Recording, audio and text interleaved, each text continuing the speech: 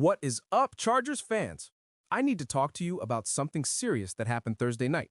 We got a huge win, but it came with a cost that had every Chargers fan holding their breath.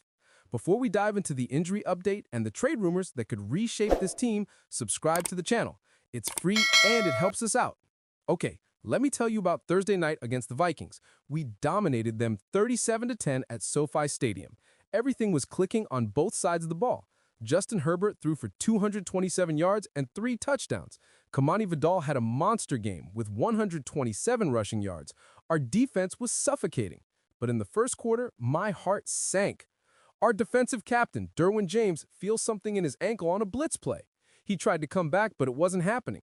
Second half, he shows up on the sideline in street clothes with that walking boot on his right foot, the thing every Chargers fan is terrified to see.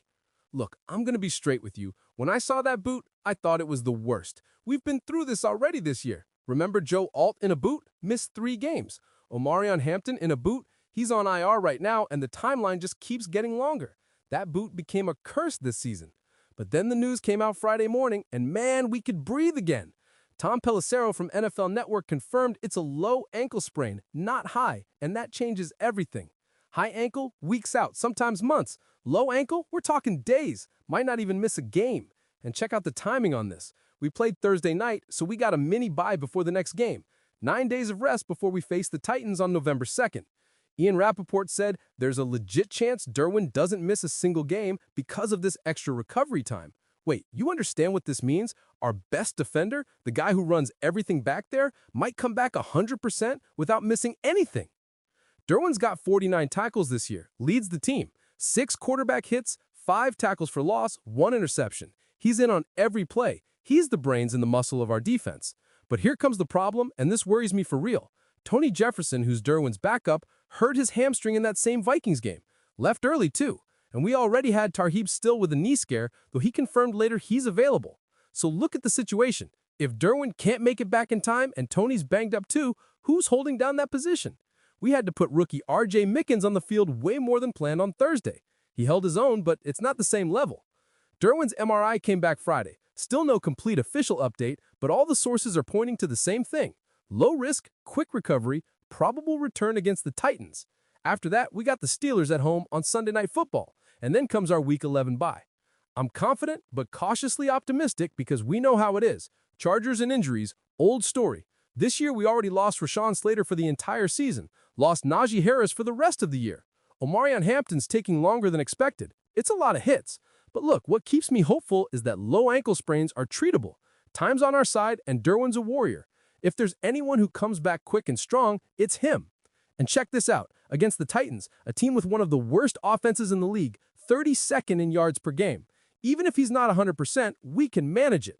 Comment below, you think Derwin comes back against the Titans, or do we hold him one more week?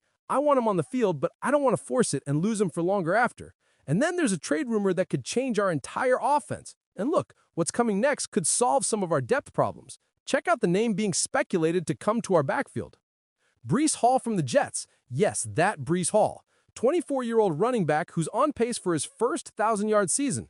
Dude's got 448 rushing yards in 7 games, averaging 5.3 yards per carry, plus 150 receiving yards. And the Jets, 0 wins in 7 games, the only winless team in the NFL. Let me tell you how this got to me. Connor Hughes, Jets insider at SNY, dropped it last week that the Chargers are the team to watch on this possible deal. He said straight up, keep your eyes on the Chargers because it makes a lot of sense. And man, it does make a lot of sense. We lost Najee Harris for the entire season, torn Achilles in week 3. Omarion Hampton's been on IR since early October, and every time news comes out about him, the return timeline just keeps getting longer. Kimani Vidal's been holding it down, had that monster 127-yard game against the Vikings, but we can't depend on just him. Breece Hall would be that immediate upgrade we need. He's a 3-down back, can catch, can block, has the explosiveness for big plays. Since 2022, dude's got over 2,700 rushing yards and 1,400 receiving yards, 22 total touchdowns in his career. Now the complicated part, this is speculation right now. Aaron Glenn, Jets head coach, has already said 3 times he doesn't want to trade Hall. He repeated it last Wednesday. It's rumors, just rumors.